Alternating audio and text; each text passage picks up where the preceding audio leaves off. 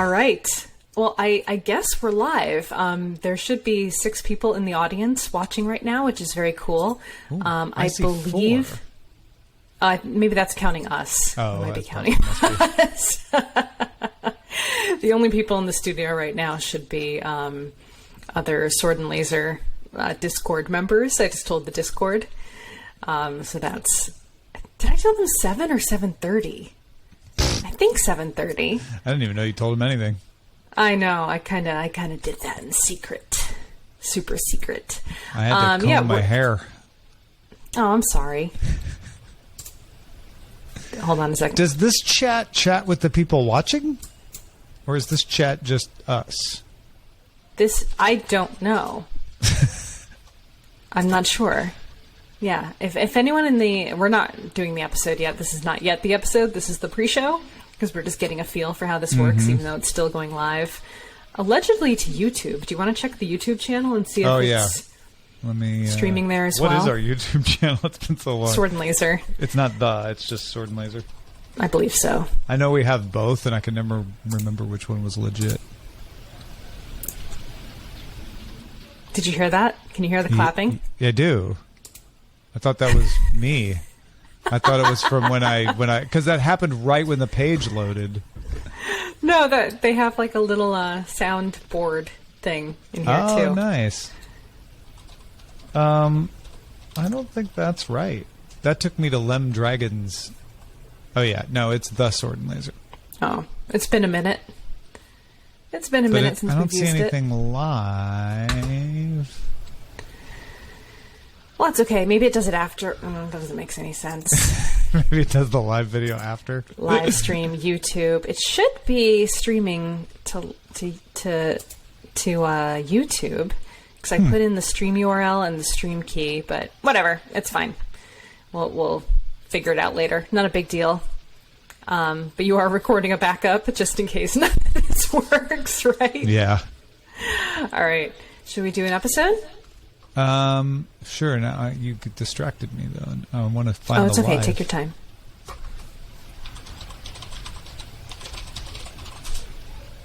Take your time. That's not there. I wonder if I look in the Discord if anyone will be saying anything. Would they be able to? I think Veronica finding the Discord should make it into quick burns. Oh, that's probably true. Okay, so you said... No, we are not live according to our channel on YouTube. Okay, so that's why I couldn't find anything. Yeah. So, okay, that's all right. Where did you tell people to go to watch us live? So are we live there? I think we're live here. It's easy for you to type in the Discord. I went to riverside.fm/studio/sword-laser and you are live. Oh, look, someone said. Nemo, oh, yay! Thank you. Hey! Sweet. All right, very cool. We're live. Okay. All right. We got validation. Validation and verification. Indeed. Which is all I need in life. All right, let's do a podcast. I guess we don't need to sync because we're synced. So I'll just do Should we sync anyway? All right, let's it just does do it. record separate tracks in Riverside. Okay. All right. In 3, 2, 1. And 3, 2. Hey everyone, welcome to the Sword and Laser. I'm Veronica Belmont. And I'm Tom Merritt. Sword and Laser is a book club, but it's so much more. We bring you author interviews, news from the world of science fiction and fantasy, and of course, awesome discussions from fans just like you. But slightly different, so that you're not clones. Well, it's like the multiverse version of you. It's your variant. Yeah, with fans that are variants of you. Slight variants, maybe a couple of reptiles here and there. We will not prune any of you. Yeah, and nor will we spoil Loki, which is what I am referencing and which I just finished tonight. One of your references there, kind of spoilery. Oh. But which one? Which one, though? You don't even know. You'll never know. So you're not spoiled. Never know. What a good show. I love that show. The art direction in that show is so good. We were just talking to our friend about that show because she just started it, and she's like, episode 1 confused me, but I think we explained it. I think she's like, oh, now I'm really excited for episode 2. So The only thing I'm not caught up on, I think, in the MCU now is WandaVision. I still haven't seen WandaVision. WandaVision. That came in like deep child time for you. Yeah. And I heard it was confusing, and I was like, I don't want to watch something confusing. I didn't find it that watch confusing. Bridgerton. Really. Yeah. Bridgerton, much easier to follow. I was in that mode. We are trying something new tonight. We are doing a live stream via riverside.fm, which I played with on DunePod last night, and I thought it was pretty cool.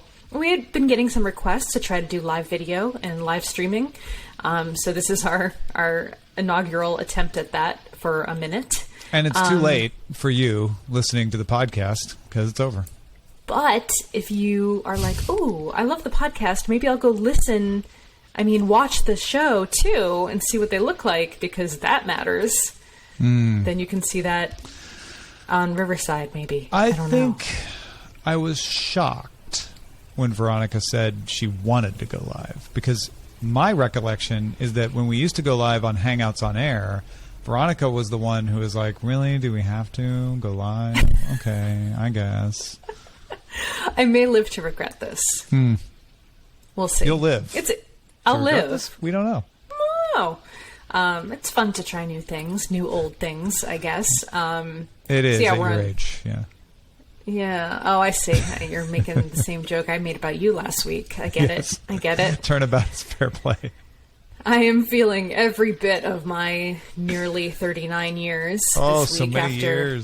So many years after the wee one has kept me up all night the past week, just nonstop. So that's my life now. But Still hey, worth what it, are though? we drinking? It's worth it. It's fine. Yeah. It's but fine. driving you to drink. Well, I was just having, I don't have it now, so I can't prove it on the video, but I was just having a St. Francis Cabernet Sauvignon. Oh, nice.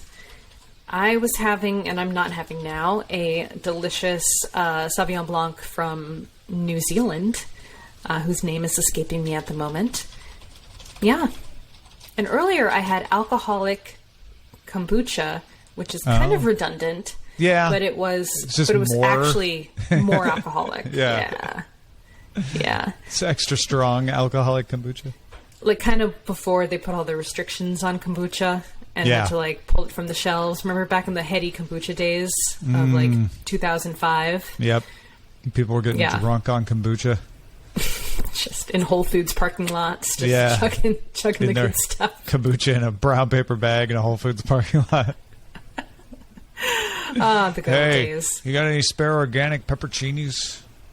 Oh, delicious. Got a little kick to it, Helps it go down smooth. Let's jump into the quick burns.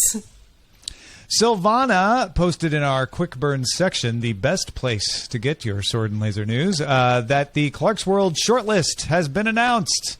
Happy to see the Vanished Birds and Vagabonds in it, said Silvana. And yes, the short list has The Infinite by Patience Agbabi, The Vanished Birds by Simone Jimenez, Vagabonds by Hao Jingfang, Edge of Heaven by R.B. Kelly, The Animals in That Country by Laura Jean McKay, and Chilling Effect by Valerie Valdez. Awesome. Congratulations. These are the Arthur C. Clarke Awards. Natch. We also have an article that is unnamed, a quick burn yet unnamed by their contributor, about Mary Robinette I forgot Kowal. to put their name in there is really what that... That's what I was trying to, make you were just secret. trying to embarrass me.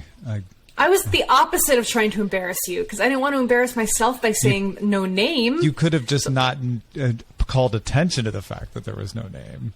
That would have been a level of smooth that I don't think even after like 13 years I have gotten to yet. You could have just said like, our next item, Mary Robinette Kowal. That's what I'm talking about. Because I didn't see a name, my brain went into a nosedive. I had to figure out a way to cover myself, and I wasn't smooth enough to figure that out in time. All of this is an incredibly smooth way of letting me go to our Quick Burns thread and see if I can figure out who gave us this. Well, the item is that Mary Robinette Kowal is going to chair DisCon 3. Thank you, John, for letting us know about that. The host, John's been sitting there listening to this going, it was me. It was me. Oh my gosh, it was me. And in case you're confused, DisCon 3 is Worldcon? Yeah. Worldcon? No, it's the different Disco conference. Disco N Con. It's What? where they all No. do disco. You're joking. Oh, Yes, you are I'm joking. joking. I'm joking. It's Worldcon. It is Worldcon. Yeah, Okay. This was written in a confusing way. Why are they calling it DisCon 3? Because it's the third time that they've had Worldcon in DC. DisCon. Washington, D.C. Why is it Dis? I think for disco, honestly. Really? Yeah. Well, because usually it's like Ireland Con, Finn Con, Lund Con. With DC, Wash Con, DC Con, okay, but how do we spice it up? Okay. That's my guess. Okay. Just I'm guessing. with you. I'm back with you on this.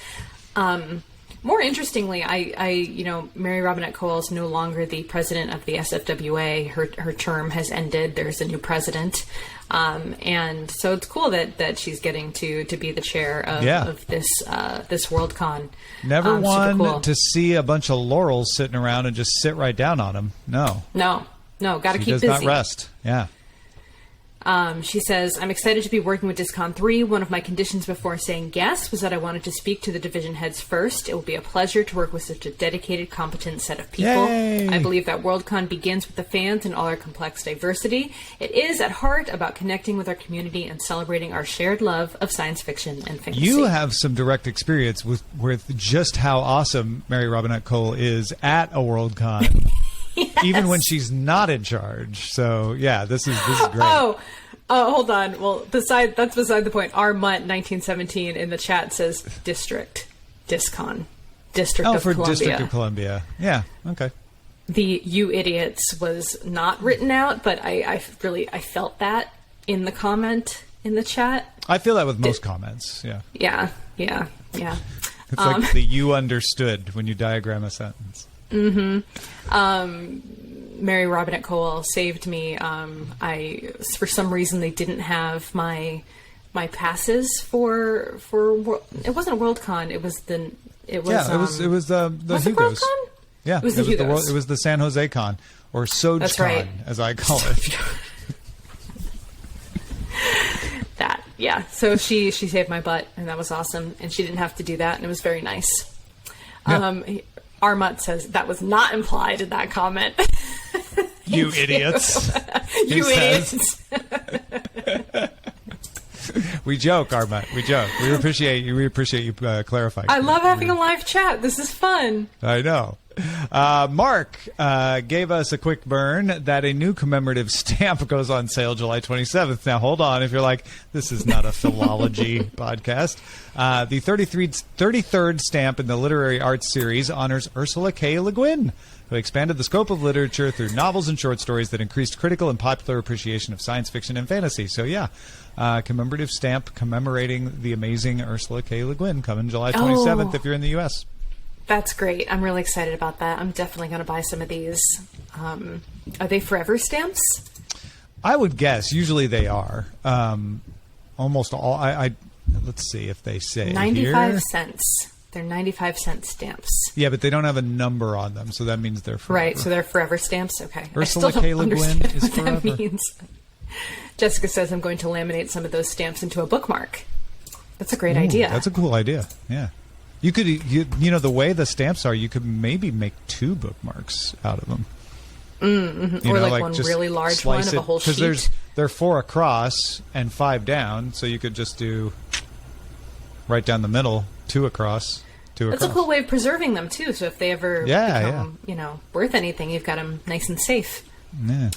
Mark also says, I'm assuming this is the same Mark, the Mark International says, "You Association Media Tie-in Writers announced the 2021 Scribe Award winners, which are mostly science fiction titles this year.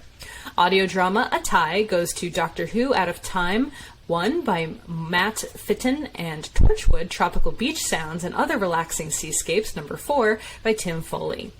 General Original Novel and Adapted Novel, Day Zero, a Watch Dogs Legion novel by James Swallow and Josh Reynolds. Graphic novel goes to Blade One... Wow. Water. Blade Runner is what I almost said. Mm-hmm. Yeah. Yeah. That's what it's graphic, called. Graphic Runner. novel goes to Blade Runner 2019, Volume 1, Los Angeles by Michael Green. Los And Angeles. Michael Green and Mike Johnson. Oh, it's like one's art, one's writing, but Michael Green did both sides? Is that what that means? Maybe. Oh, this is hard to do live. I'm getting the sillies and can't edit them out when it's live.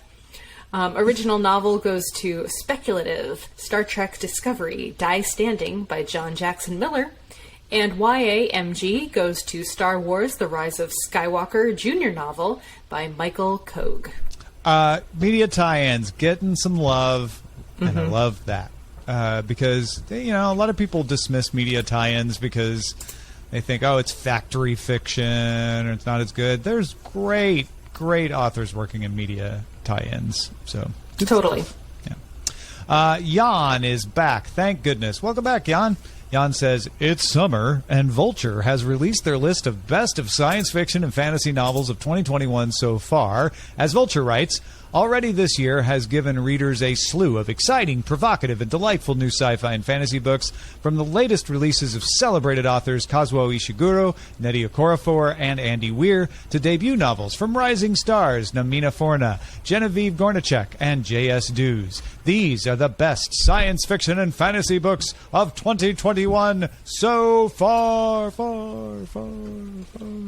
I'm a snot because when I see things like this from Vulture, I'm like, do they really know what they're talking about? These are pretty good choices. It's never judge the author by the outlet paying them to write. Mm-hmm. So you go to the source material, you look at it, like you said, it's like, that's a pretty good list. And then you say, great job, Sadie Jenis. You did a great job writing this story. And then you say, Veronica, you idiot. I mean, don't say that. Yeah. No, this is good. This gives us a lot of options for future picks if we want to do some new things. I think the best part about this list is I don't think I know hardly any of these. Master of Gin by P. Jelly Clark's the first one. I'm like, oh yeah, definitely heard of that. Yeah, but there's do. Andy Weir, of course. But you know what I mean? Like, there's a lot of books on River here that Solomon. I'm like, ooh, I didn't know about that one. Yeah, River Arcady Solomon. Martin. But if you're like, I probably know what these all are, no, you might not. You might want to go check out the list because there's some really good stuff. Cool. Plus, it's just a good collection. Trike says there are 5 new and upcoming sci-fi thrillers you won't want to put down. This is from BuzzFeed News. He said, I would add and fantasy to the title. Lots of interesting stuff here. Some YA, some sequels, some standalones, a book about crows, feral creatures, plenty of non-Western stories, but also things like Arthurian retellings, a sequel to The Goblin Emperor, magical realism to space opera. I've been putting a lot of holds at the library while perusing this one. Yeah, but this is BuzzFeed's version of what Vulture just did, which is like get somebody to write a summer reading list article. It's good stuff and good for all of us. Jan says Goodreads has started its Sci-Fi and Fantasy Week, July 12th. Following the link to the blog post, you can dig deeper and explore 60 new sci-fi and fantasy stories by subgenre.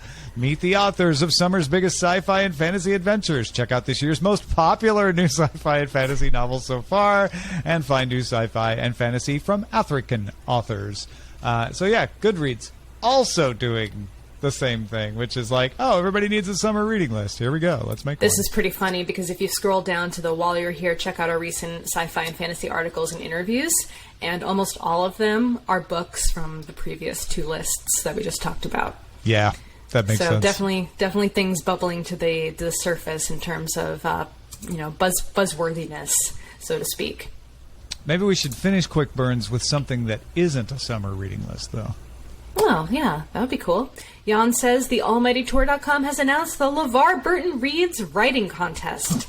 Tour.com is thrilled to be in collaboration with FIA Literary Magazine and the LeVar Burton Reads podcast for a writing contest. If you write science fiction, fantasy, or horror, this is your chance to get your work in front of LeVar Burton, legendary Reading Rainbow host, actor, podcaster, and all-around excellent human. One winning story will be featured in Season 10 of LeVar Burton Reads. The contest theme is Origins and Encounters, and, quote, welcomes works of the indigenous fantastic, the otherworldly, and alternative histories, and suggests in the guidelines that writers might consider how blended civilizations and cultural exchanges would affect, for example, gods, faiths, religious traditions, food traditions, language, gender recognition, concepts of community, concepts of identity, and race prejudice, human v. other species, for example. More details can be found on the contest webpage at www.levarburtonpodcast.com/contest. Go check it out. Maybe if anybody enters, let us know. We want to cheer for you. Tom, you could enter.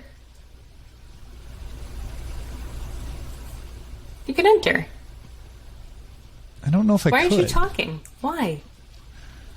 Because you tried just to have to bully write me a into news entering story. something the last time, and then I forgot and didn't enter it, so now I I wasn't feel bad. bullying you. I was encouraging you. Also, I don't my think I have a... encouragement bullying?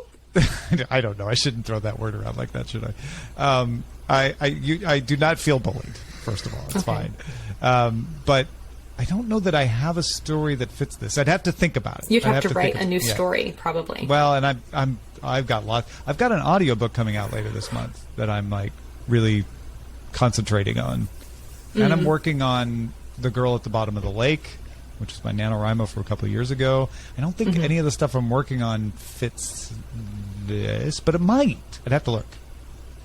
Cool. All right, well, now it is time for Barrier Sword, which is our feedback from the audience. We had a tweet from Harold at DevHarryC, who says, really like how salty at Veronica is being in Sword and Laser this week. Well, and then you had to ask him, like, wait, salty, what was I being salty about? And he said, pups? No, it was me basically making fun of you being older than me. Oh, at the beginning of the last episode. I didn't actually listen to this. Sixth grade. I was in sixth grade. 1993. So That tracks. yeah, okay. So you were what, like 35? I wish. No, I would have been 23, and so kind of snotty because you're 23. Yeah. Okay, What? that's fair. What is so funny about that? Nothing. That I'm way younger than you thought. No, that I was still in sixth grade and you were 23. And I was 23. Yeah. There you go. Our first flashback. This is fun. We can play things in real time. I Yeah. like that. Yeah. So I'm sorry. I didn't mean to be mean. Oh, that wasn't feel mean like- at all. I feel like- I'm not I feel like- at all sensitive about my age. I know. I just feel like I'm becoming the PJ to your Alex. That's okay. But, like, PJ wasn't always very nice to Alex. No, but that was I their hope you thing. never feel that way. I know. Oh. I don't want that to be our thing. No. I will tell you if I really feel I'm getting that. very sincere. Can you hear the sincerity in my voice? Sincerity. It's very sincere. If someone has to tell you they're sincere. All right, go on. Take the next one. Moving on. Author binges. This is an interesting one. I had to think about this because I don't know. I've got my answer, but this is a great suggestion from Louis in one of our Goodreads forums. He said, "Which authors have you read one book by, then proceeded to blaze through their entire oeuvre?" And Louis answered for themselves, saying, "I personally have several examples. In high school, I started reading Arthur C. Clarke's Space Odyssey series, then quickly went on to read all of his fiction and a few nonfiction works. After Clarke, I moved on to Isaac Asimov, which is a difficult author for any completionist, since he is credited as the author or editor of 400 books. So I mostly focused on the sci-fi novels and anthologies, although I did dip a bit into his mystery works. Then I went down the Robert A. Heinlein rabbit hole, the novels, the YA novels, the few nonfiction, and then he talks about some of the non-genre folks like Kurt Vonnegut and Paul Auster that he did the same with. Oh, very cool. So you said you thought about this a little bit. And what did you come Yeah, up because with? at first I was like, well, I don't have an answer to this because what I do is I read the Sword and Laser book every month. And I have a really hard time reading anything else, so it's hard for me to like go binging on stuff. But back in the day, when I was young, when Veronica was in elementary school, the first one I can remember doing that with, that wasn't like a kid series. I'm not counting like really kid oriented books, like Encyclopedia Brown, stuff like that. The first like adult one I did that was Douglas Adams. I got the Hitchhiker's Guide to the Galaxy, and I was like immediately. I mean, I don't know if it counts as binge because there were only two other books out. There were only the 3 books out at the time, but I did go and get those other 2 books. I did it with Dune when I read Frank Herbert. I immediately was like, let me read all the Frank Herbert, and the biggest one was when I read Man in the High Castle from Philip K. Dick in college, and then immediately read every Philip K. Dick I could get my hands on. Yeah, I did that. The first time I really remember doing that was with the Dresden series. I did that with the Dresden series. I did that with the Ilona Andrews series. I did that with Sookie Stackhouse. I did it with the True Blood series. I read that like crazy. Everything Robin Hobb I've pretty much read as far as I know. There are just certain authors that when they come out with a new book, Temeraire, I did that with the Temeraire novels, though I never actually finished that series. Yeah, it's kind of like if it's fun and pulpy, or if it's fun and like... I can do like an urban paranormal romance kind of novel series, like pretty quickly if I get sucked into one of those. So yeah, that was this is a great thread. So if you want to catch up on what other people are binging on, binge-worthy stuff, there's so many great series. It's just like finding one that really kind of speaks to you, and then you just can't put it down. I love that feeling, and especially when it's done and you don't have to wait for anything. Arma in our chat says, that was my post, you idiots. Nice. He is also Louis. Fantastic. Yeah, and there's a number of people responding with their own lists of their experiences, so join in the fun if you haven't already. Another great thread was, what's your SNL origin story? And this is from back in March, so I'm not sure if you covered it with one of your other guest hosts. Don't think I did. Before I came back? Okay. Well, this one was started by Ian, who said, I apologize if this was already a thread. I know this type of thing is sometimes written in the welcome thread, but some of our folks on the Discord channel were talking about how they found Sword and Laser, and I thought it would be fun to start my first discussion. So he found Sword and Laser through Goodreads. He created a Goodreads account in 2017 and joined a few groups. Sword and Laser popped up, and then went and watched the old videos. He liked our personalities and then started listening to the podcast, which is great. Nice. So this was really fun because actually there was another thread about this back in 2017 that I want to say it was Trike, but I'm not sure. Someone else found another thread, but anyway, people are hopping in and talking about how they found it. Most people in the forums who responded seem to have found it through Geek and Sundry, which makes a ton of sense, because I think we were kind of flying under the radar before the Geek and Sundry show came out. But there are also a number of people who found us through Buzz Out Loud, which was the podcast that Tom and I did at CNET way back in the day where we first decided we wanted to do this show. Or they found us through Twit or Techzilla, the other shows that we did throughout the years, Daily Tech News Show. So yeah, a lot of different ways that people came to us. Very cool. Yeah, it was Temahome who said there was a discussion in the Discord. Oh, thank you. About this cool. As well. Yeah. We didn't put this in the quick burns or Barrier Sword yet, but I joined the Discord. I'm in the Discord finally. Do you want to tell them about our 2-factor authentication? Yeah, I had to. Well, it was so sweet because I immediately messaged Rob, who is one of our moderators, of course, and I was like, "Hey, I joined," and he was like, sus." And it was me. He's like, "Well, this Discord isn't really so popular that I feel like there would be a what's the word I'm looking for? A Veronica? Yeah, a Veronica."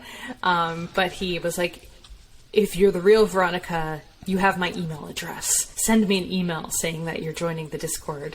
And then he realized he didn't actually have the admin rights to make me a mod anyway.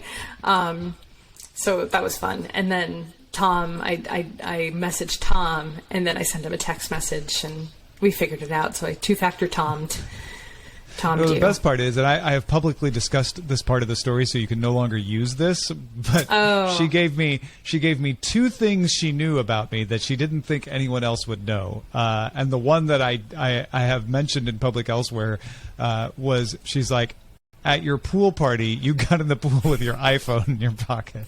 And I was like, okay, I definitely knew everyone at that party. So if you're not Veronica, you're like Brian It's Brushwood, like Josh or Roger Josh trying Lawrence, to pretend to be me. yeah. So okay, I think that's pretty good. But then the other factor, which I won't reveal, was the one where I'm like, oh yeah, no, that's definitely Veronica. No, the other one was I switched the recording from Wednesday to Thursday, like we discussed. That was the other thing. Yeah, I wasn't going to say secret. that one to leave the little mystery, so people are like, ooh, I wonder what it was. But that was actually the one that was most convincing because I'm like, oh yeah, no one else knows that she moved the recording date. Yeah. Yeah, Now totally. they do because we're recording. Ruined it. Damn, that's also my secret password for all of my accounts. It's you just swap out all of the vowels with numbers, and that's your password. That's right. We got an email here from Will who said, "Hi team, I'm pleased you're reading Banks," meaning Ian Banks, our read this month. For me, there is an interesting point about Banks that works well with the later part of the most recent episode about the nature of diversity and inclusion. Banks' work is very diverse, with gender, sexuality, and race. A lot of the books talk about gender and sexuality a lot, but not in a preachy way. It is taken for granted that a warrior or spy may be male or female, and sometimes both, and they might be attracted to it went off my screen here, to anyone or everyone. We see a nice representation of strong and weak characters across all genders. In the culture, people are free to change gender at will. It takes a few days, but you can do it by thinking about it. So being attracted to only one sex doesn't make any sense in that world. I'm really impressed at the level of diversity and inclusion in the Culture series, considering that the first book is from the 80s. They still feel very modern, especially as the science elements are mostly still quite far out. The one criticism is that Banks seems to be a bit of a sadist. There's always a graphic torture scene.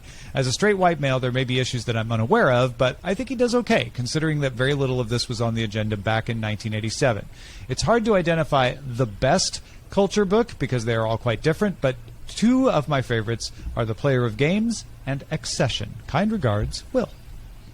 Very cool. Very, very cool. Yeah, I mean, I can't speak to this because this is the first Culture novel that I've read.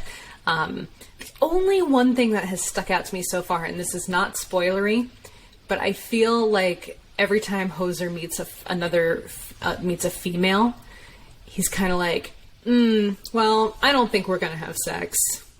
Like, we don't really have a sex vibe. I'm like, why do you have to put like all of your female... I don't know if I'm far enough into the novel to have noticed that happening a lot, so I'll keep an eye out for it, but I definitely have already noticed it happen once. Yeah. So they made me go like, okay, maybe a little dated with that reaction, but we'll see how often it happens. So now I have the answer. Yeah. So I kind of get there's a little bit of a sense like that he immediately sizes up any females in the vicinity about whether they are like attractive or unattractive. Or... Well, and here's the thing: if that is his character, because there are definitely people like that, that's fine. But I don't see any other parts of his character that make me go like, oh yeah, no, he's just that guy, right? It seems a little, not even inconsistent, but just not bolstered by other character attributes. Yeah, like if he was kind of like a skeevy guy. And that was part of what he was saying. But I don't get the sense that he's like a skeevy guy. He seems like a pretty nice dude otherwise. Exactly. The rest of the time, maybe he's like, oh yeah, maybe he's just horny. I don't know. Yeah. Just a horny guy. I mean, horny nice people guy. can be horny. Yeah. That is this true. The title of the show, Horny Nice Guy? I don't want it. I don't want it. Nope. Well, we're talking about Ian Banks, but we haven't even got to our Book of the Month discussion. Our Book of the Month is Consider Phlebas by Ian M. Banks, and we have some first impressions already happening in our Goodreads. I'm trying to get up there to Tamahome's post. Yeah. Tamahome says, go ahead. I haven't seen any posts yet, so I thought I'd start one off. That's always a good thing to do. Maybe it was too hard to read with all the fireworks going on. I'm 31% in and enjoying it for the most part. More of the shiny sci-fi stuff than the gruesome parts. I think Veronica is going to need some diagrams of some of the big, dumb objects. I wouldn't mind that either. I hear the tone is different in the later cultured novels. Sometimes I have to reread something here and there for clarity. I think it's more boring if you just don't understand something. It seems more like an episodic sci-fi Gulliver's Travel with Horza traveling everywhere, and Horza is like a friend with an opposing political view, an anti-culturer. Maybe we should start a thread with physics questions. LOL. Okay. So at first I was mildly offended that Tamahome said that I would need about the big dumb diagrams. objects comment? Really? Why? But then I realized that whenever like there is a pretty like significant big dumb object, like in chapter 10, I think, and I so glazed over everything about this big dumb object that like I had no reference for what it could possibly be in later parts of the chapter. Like, I so didn't even pay attention to the... Like, I do that. I do that. And it is very perceptive of Tamahome to recognize that. Yeah. Tamahome has been listening to us talk for a long time. Tamahome probably knows us better than we know ourselves. I feel like I'm not explaining myself well about what happens when I'm doing this. It's like, how do I explain it?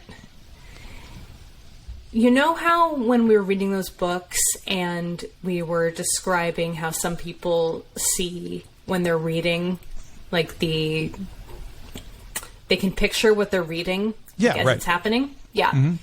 So this is the opposite of that. It's like I see the description and it's so confusing to me that I just skip over it mentally. Yeah, and go you're on just to, like, I guess it doesn't matter. I'll figure it out later. Yeah, it's like too big and too dumb to matter. Mm-hmm. Yeah, I honestly do that with character names. Oh, interesting.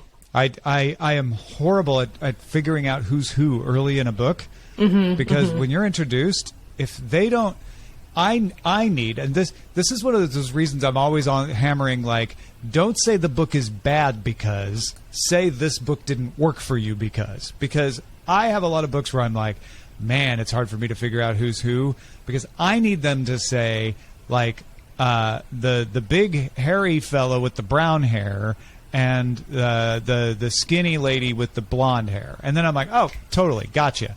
But if you just say, like, big hairy guy named Bob, and then from then on only refer to him as Bob, I'll be like, I can't remember whose Bob is. Is that the blonde one? Okay, this is totally true for me, too. Have you gotten to the clear air turbulence yet?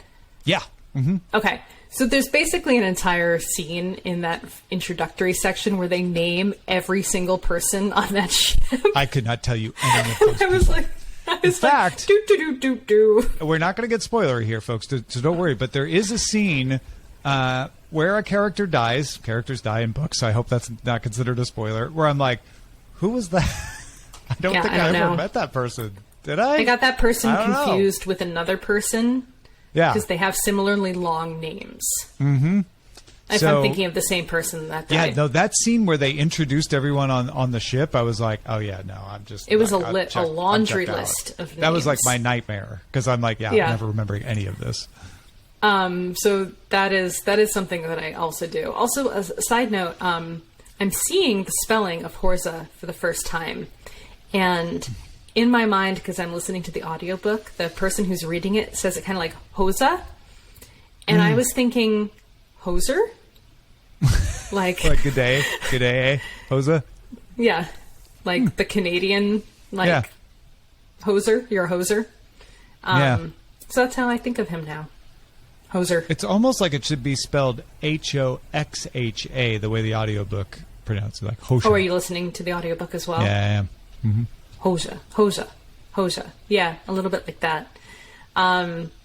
So I am disturbed because there are some comments in this thread. I think it was this thread about like scary things that are coming up. Particularly violence. Yeah. And so now I'm like something about it. I don't even want to say it because it might be. Oh, I think I'm coming up on that part, Eric. Eric's comment on something scary that happens on a deserted island. I think I'm about to get there. So cool. I think we may be about the same place then. Oh yeah. Crash Landing? On Okay. You in North Korea is a great drama on Korea, in North Korea and South Korea. This could be on Netflix. anyone. Watch This it. could be- Crash this Landing. could be- oh Crash my Landing God. on You. Watch it now. It's not a spoiler. I'm just deflecting. I'm just diverting them. It's not a spoiler. If you confuse them, it's not a spoiler. That's the tactic you've been using for me for a long time, isn't it? Just confuse her. She won't know what's going on. Confuse her. I hardly do her. Jan is. Where did Jan go? Why did you say that? Welcome back, Jan. Did he go somewhere? No, just because Jan is always there for us, and I have missed Jan in the 2 weeks since we last did the show. It was meant as like oh, we haven't had a Jan one in this list yet, because I think it was because usually we lead off with a Jan posting on Quick Burns, and I was like, oh, it's been 3 or 4 elements since Jan, so no, Jan's the best. I miss Dara Dara. Yeah, Dara Dara has been busy. Yeah, she got a new job, and Yeah. she's been playing a lot of Animal Crossing. So I That miss is her her. new job. That's her new job is Animal Wow, how do I get that job? Jan says, I have started reading and I'm not really that far, but from the very beginning, the feel of the book reminds me of many older classic science fiction novels. For example, books by Clarke or Asimov or Baxter that could be considered, quote, hard science fiction. And that feeling is a certain coldness. It just seems that the author has a bit more love for, or maybe just interest in, creating a believable, in itself logical world, but comparably little love for the characters living in this world. Maybe that's just my bias regarding natural sciences, but I often got the feeling that many authors in the genre are more concerned with the hard in the name than the fiction part, in the sense that intellect is more important than emotions. Do you think that's fair? And do you think that applies to consider Phlebas? For me, I have to admit that I'm much more fascinated by the world building than anything else so far. I really like Trike's. There's a lot of good responses here, but I really like Trike's response. He says, I agree that this book is emotionally distant, but I wouldn't characterize it as hard sci-fi. It's no more realistic than Star Wars, Star Trek, Halo, or Known Space. I think that cold feeling just comes from certain writers who don't or can't engage in the touchy-feely aspects of human emotion. As Ian says, that's not an intrinsic feature of hard sci-fi. It's merely part of the style of those writers who also happen to be known for that subgenre. So yeah, I don't know that this book is hard sci-fi either. Kind of depends, like we talked about before. It depends on what you want your definition of hard sci-fi to be. I consider hard sci-fi to be like more in-depth descriptions of the science and technology behind something, rather than just having the science and technology be plausible.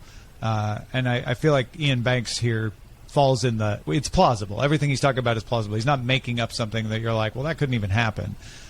But I don't know that I consider that hard sci-fi. Yeah, I wouldn't call this hard sci-fi. And I don't know if I agree with that characterization of the characters being somewhat distant and emotionless. I actually think like the further I get into the book, the more that Horza feels like a compassionate character, specifically kind of like in the scenes that I'm sitting in now.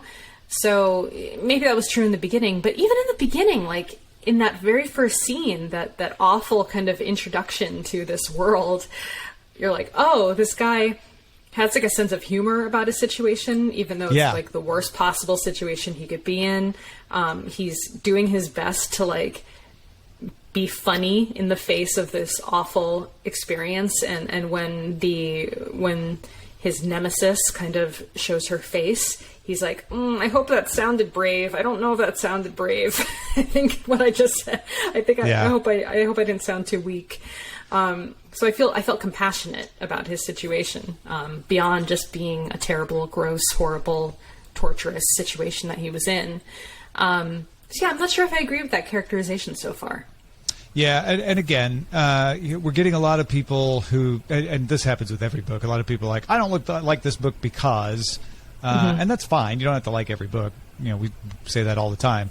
But I always try to say, again, it's not that the book is bad or there's anything wrong with it necessarily, although in some cases there may be. I don't think that's the case here. It's that this may be not be your style. And this book, in particular is very story driven, not character driven.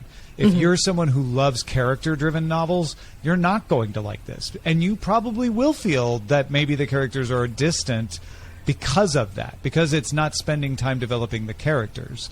If you're somebody who's like, give me a story, give me an adventure story, I want story, I want to follow a plot, then you are enjoying this, I would guess. Because this is very much about the events and where the events are taking you. And not that the characters are like shallow or paper thin or anything. It's just not the focus. Whereas in other stories, the characters very much are the focus. Absolutely. Yeah, totally agree. I am enjoying it so far. I'm enjoying the audiobook. I like the pace. It's a lot of action, which is pretty fun. It is not the book I was expecting. I think I was expecting a more cerebral, almost like Asimov-like book, I think, like, or Clark. Like, I guess in my mind, I've always associated it with like a Foundation type of story. Maybe just because it's a longer series. Because it's a sprawling empire, the culture. Yeah, I can see that. I think I just kind of, connected them in my mind, and it is not at all that. Anywho, so that wraps up our mid-month check-in on Consider Phlebas. Next episode, and we need to nail down our recording time for this, we have invited Andrew Heaton to join us from Alienating the Audience. Andrew is a fan of science fiction, does a science fiction podcast that I've been on, and a smart guy, and was interested in rereading Consider Phlebas so that he could join us and talk about the Culture series. So stay tuned for that next time. Sweet, and maybe we'll get to do more live video recording, because I think this was fun. I think we'll tell now that you know that we're doing this, I think we'll try experimenting. We have Heaton on, though. He's such a handsome man. He's just gonna make us. He's gonna ruin it for you. Well, for both Distract of us, really. Me? Yeah. Distract everybody. Well, no, he's just better looking than either of us, really. Oh crap! Much more so than me, but. We'll still have him. Oh, well, it'll be fine. Yeah, it'll be fine. Yeah. He show wrote is a poetry currently... book about Los Angeles, by the way. Have you seen it? He did? No, I didn't know that. It's called Los Angeles. What is it called? It's called The Dodgers Suck, a Los Angeles story. LAisugly.com is where you go to find the book. And I think it's called... Is that real? Los Angeles is Hideous. Poems about an Ugly City by Andrew Heaton. That's interesting, because I don't think of Los Angeles as being an ugly city. It's hilarious. As someone who lives in Los Angeles and likes it, I found it absolutely hilarious. There's a poem about weed whackers in there.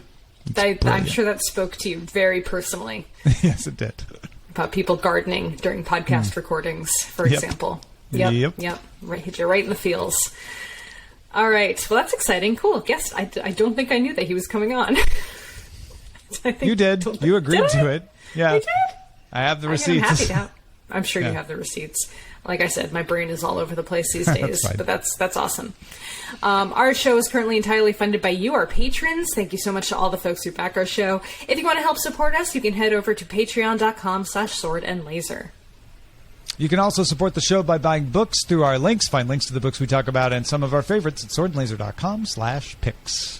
Send us an email, feedback at swordandlaser.com. Our website is swordandlaser.com. We are on Instagram and Twitter at swordandlaser, and you can join in on all of our discussions at goodreads.com/swordandlaser.